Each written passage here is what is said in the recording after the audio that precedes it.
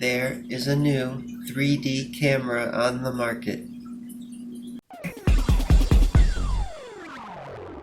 It's called the QooCam Ego. That's spelled QOOCAM, one word, and then Ego, EGO.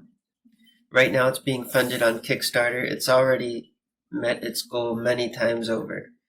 So it's definitely being funded. But it closes on March 10th. Now this is not, of course, the heyday of digital 3D.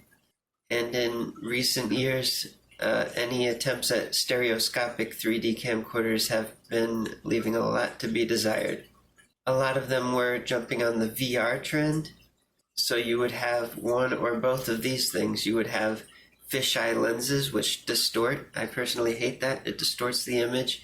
Or aspect ratios that are more conducive to a phone screen, taller than wide. Another ridiculous trend that I hate even more was VR cameras with no screen. You have to connect them to your phone via Wi-Fi, and it's an absolute pain in the neck.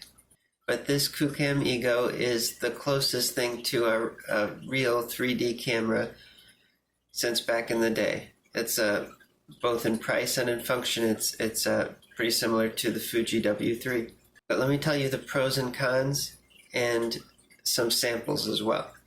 First, it has a 1300 mAh battery. I'm not exactly clear how long that will last, but that shouldn't be too bad. And it accepts SD cards up to 256 gigabytes. And here's the nice thing, it has a built-in screen.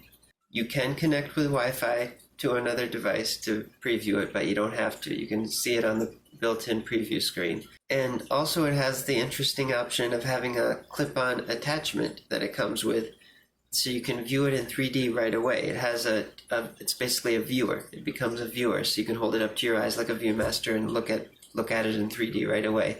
And they opted for that instead of lenticular glasses-free 3D display. And here's the other thing that makes it nicer than other recent 3D cameras. It has true 16:9 aspect ratio, so dual full width stream, left and right views, 1080p. So it's a 1920 by 1080, 1920 by 1080. So basically the width of a 4K video. And you can manually tag that as 3D and incorporate that into 3D video editors. No fisheye, so no distortion. It'll look good on a TV. And they've released some test footage, and it is nice and clear. Now keep in mind, these are pinhole lenses basically, so it's not going to let in as much light as more expensive camcorders like the Sony's and JVC 3D camcorders. But as you can tell, these samples were taken in daylight. So I'm not sure how much noise is increased in darker settings. But at least we know that in daylight it does give acceptable results. And it's, of course, the video quality is way better than the W3 was, which was pretty bad. So in that way, it's better than the W3.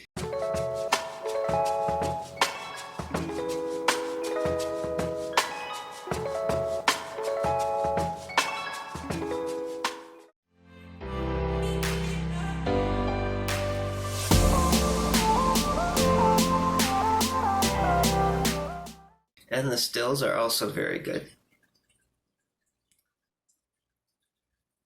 Very crisp, clear quality, and they also have a wide lens separation. I don't know about the millimeter measurement, but as you can tell from the depth in these pictures, if you're watching this in 3D, it's pretty powerful depth, just like the W3 was.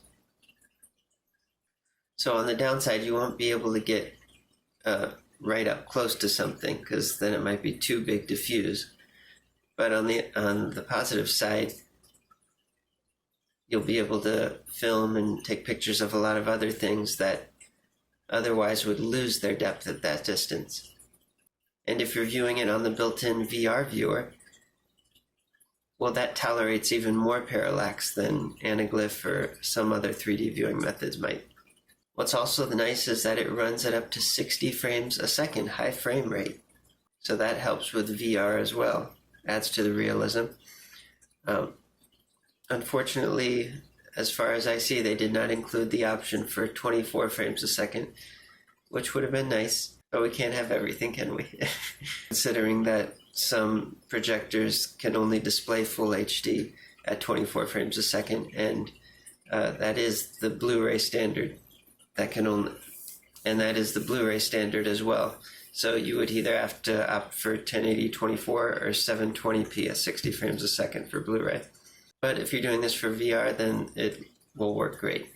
And even if you do have to downgrade the frame rate, it'll still look nice and crisp on a big screen. It looked great on my projector. There are a couple of things to keep in mind. Straight out of the camera, the stereo window is far out of the frame. Basically, the whole image is one big window violation. So when formatting for 3D TV, it's best to move the stereo window backwards. After the first sample footage was released, it had been pointed out by some that there was a very slight, almost unnoticeable but still present, slight missync between the left and right eye views. Thankfully, they acknowledged that, and they said the issue is being addressed. So yeah, if you're in the market for a 3D camera and you're in that $200 to $300 budget range, maybe if you are considering a Fuji W3 on the used market, then this is another option for you. Just keep in mind this does not have a flash, but it does have immensely better video than the W3, video that's actually usable. There's also no apparent image stabilization. I mean, I could be wrong, but it doesn't say anything about that. But I mean, that's fair enough at this price point. If you did want that, if you want image stabilization, optical zoom, etc., you would go for a mid-range camcorder at least. But this is a whole different market. It's very small, very compact, and the quality is far better than anything else that has been made in recent years.